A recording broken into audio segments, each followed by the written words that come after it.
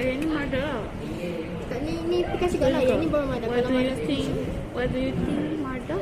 Kalau mother setuju, mother kasih kat yang ni. Kalau mother tak setuju, mother kasih kat yang ni. Dan mother akan bagi ayat yang lain. Bagi isi yang lain. Ini je lah kita punya ending. Okay, dah lagi sekali.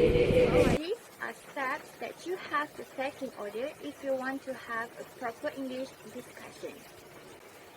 For start, you can simply invite your group members or partners to talk about it or just ask their opinions on the topic.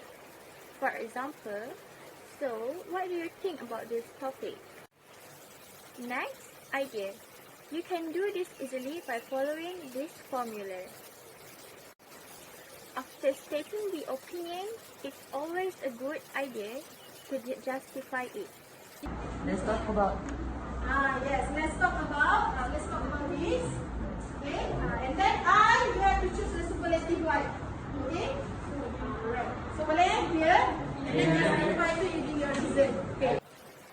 In conclusion, Joyah is very helpful in developing ideas when we are speaking. That's all from me. Thank you. So, saya dah guna Joyah ni and sangat membantu. Anak-anak murid saya pun dah cuba.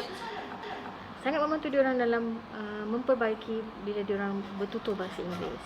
Meningkatkan keyakinan mereka untuk bertutur dalam bahasa Inggeris. Sangat membantu anak murid saya untuk guna waktu diorang free kat rumah untuk diorang perbaiki bahasa Inggeris diorang. So, very good.